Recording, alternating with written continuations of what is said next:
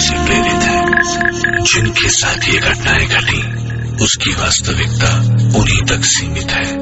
भूत प्रेतों और अपसामान्य विषयों के होने पर चैनल कोई दावा नहीं करता और न ही प्रोत्साहन करता है, बस एक दावा करता है और वो है डर। नमस्कार दोस्तों, स्वागत है आपका एक नई वीडियो में। दोस्तों, इस चैनल पर हम आपके लिए लाते रहते हैं बड़े बुजुर्गों से सुनी और सब्सक्राइबर्स की भेजी दिल दहला देने वाली रहस्यमय भूतिया कहानियां। तो चलिए सुनते हैं आज की कहानी को। विशाल नाम का 40 वर्षीय व्यक्ति 7 महीने के बाद अपने भरे पूरे परिवार में लौट रहा था। विशाल शहर से बाहर नौकरी करता था। 7 महीने के बाद अपना पूरा पैसा इकट्ठा करके वह अपने घर लौट रहा था। उसके परिवार में उसकी पत्नी थी और 2 बच्चे। विशाल रेलगाड़ी से अपने घर का सफर तय कर रहा था। रात काफी हो चुकी थी। ट्रेन में सवार सभी लोग अपनी अपनी बर्थ पर सो रहे थे, मगर विशाल की आंखों में नाम मात्र को नींद थी। उसका सबसे बड़ा कारण उसके घर जाने की खुशी थी। घर जाने की खुशी में विशाल को नींद आ रही थी। विशाल के अलावा एक व्यक्ति ऐसा और भी था जो सोया नहीं था।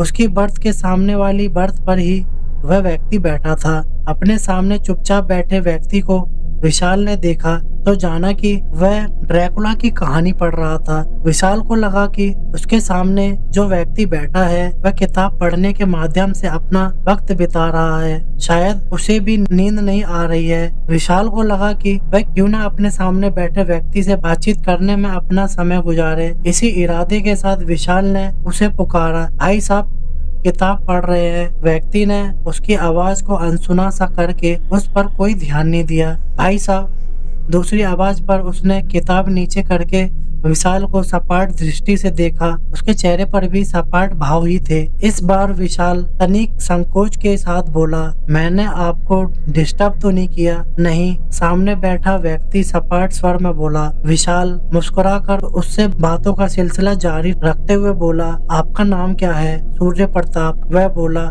ओ। विशाल ने हलक से सांस छोड़ते हुए कहा, क्या आप भी अपने घर जा रहे हैं? नहीं, सूर्य प्रताप ने पूर्ववत स्वर में बोला। तो फिर आप अपने घर से कहीं और जा रहे हैं? विशाल ने मुस्कुराते हुए सामान्य स्वर में कहा। प्रताप ने उसे इन नजर से देखा मानो वह कुछ न कहना चाहता हो। विशाल चेहरे से ऐसा प्रकट करने लगा मानो बराबर संकोच कर रहा हो। फिर बोला, मैं आज 7 महीने बाद अपने घर वापस लौट रहा हूँ। अपने परिवार से मिलने की खुशी में मुझे नींद नहीं आ रही है, इसलिए मैंने सोचा थोड़ा आपसे बात ही कर लूँ। प्रताप कुछ न बोला। वह उसी बात पर सिर को इस तरह चुम्बिश देकर रह गया मानो उसकी बात पर सहमति जता रहा हो। प्रताप के हाव भाव से साफ जाहिर था कि वह बात करने के मूड में बिल्कुल नहीं था। वह निरंतर जता रहा था कि जैसे उसे इस समय बात करना बिल्कुल अच्छा ना लग रहा हो, मगर आज तो जैसे विशाल चुप रहने के मूड में बिल्कुल नहीं था।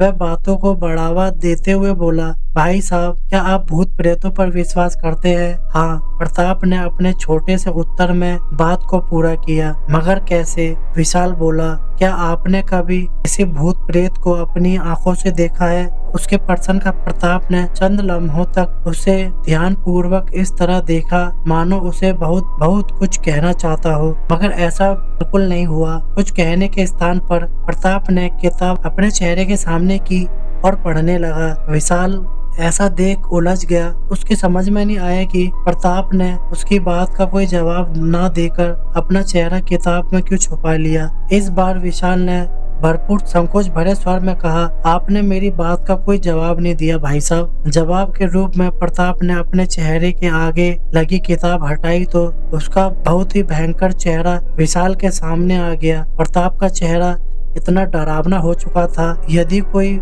आदमी उस चेहरे को देखकर अपने प्राण भी गवा बैठता तो हैरानी की बात नहीं थी। उसका डरावना चेहरा देखते ही विशाल की आंखों में मानो दुनिया भर का खौफ सिमट आया था। उसके चेहरे पर हवाइयां उड़ने लगी। विशाल की दोनों हथेलियां बर्थ से इस तरह सट गई थी मानो उसके सहारे से वह उठकर खड़ा होना चाहता हो। उसकी पीठ पिछले भाग से सट गई थी। हद यह भी थी उसके खौफजदा रह जाने की वह सांस लेने में भी डर रहा था, या फिर यह कहा जाए कि सांसें खुद ही बाहर आते हुए भयभीत थी। यहाँ तक कि उसकी आवाज भी नहीं निकल पा रही थी। विशाल जान गया था कि उसके सामने मौजूद प्रताप कोई व्यक्ति नहीं बल्कि एक भूत है। विशाल बेबस रहकर अपने स्थान पर सिवाय बैठे रहने के कुछ ना कर सका। उसके सामने बैठा डरावना चेहरे वाला, लंबे लंबे दांतों वाला भूत ठहाके लगा कर बोला, अब तुम्हें विश्वास हो चला होगा कि आज के समय में भी भूत प्रेत जैसी चीजें मौजूद है। क्या तुम सचमुच भूत हो?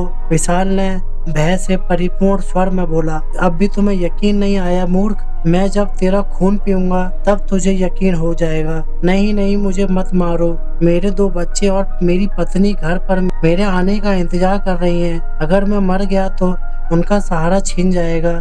मुझे जाने दो। कहते हुए विशाल अपने स्थान से सरकने लगा। वह भूत उसे देखकर मुस्कुरा रहा था। विशाल भागने के चक्कर में अपने स्थान से फुर्ती के साथ उठा और दौड़ पड़ा। उसी समय भूत ने अपने स्थान पर बैठे रहकर ही दाहिना हाथ उठाया और उसका हाथ लंबा हो गया। वहीं बैठे रहकर उसने भाग रहे विशाल की गर्दन पकड़ ली और उसे अपनी तरफ घसीट लिया। विशाल चिल्लाया, बचाओ बचाओ। उसकी पुकार सुन रेल में सवारी सभी यात्री उसके पास चले आए। विशाल ने देखा कि उसके सामने आए सभी यात्रियों के चेहरे बहुत डरावने हो चले थे। अब उसे यह समझने में ज्यादा वक्त नहीं लगा। ट्रेन में सवार सभी यात्री भूत हैं। पूरी रेलगाड़ी भूतों से भरी थी। आहिस्ता आहिस्ता विशाल को चारों ओर से भूतों ने घेर लिया। यह चक्रव्यूह में फंसने के बाद विशाल का हार्ट अटैक हो गया। इसी के साथ सारे भूत विशाल का खून पीने के साथ उसकी बोटी बोटी तक नोच कर खा गए। और दोस्तों, ये कहानी यही खत्म हो जाती है। और दोस्तों, अगर आपको ये कहानी अच्छी लगी हो तो इस वीडियो को लाइक करें, कमेंट करें और अपने दोस्तों के साथ फेसबुक और व्हाट्सएप पे शेयर करें। और अगर आप ऐसे ही दिल दहला देने वाली रहस्यमय भूतिया कहानियां और देखना चाहते हैं तो हमारे यूट्यूब चैनल को सब्सक्राइब जरूर करें। और हमारे इस चैनल पे और भी अपडेट्स की वीडियो हैं, उन्हें भी जरूर देखें। वीडियो पूरी देखने के लिए धन्यवाद।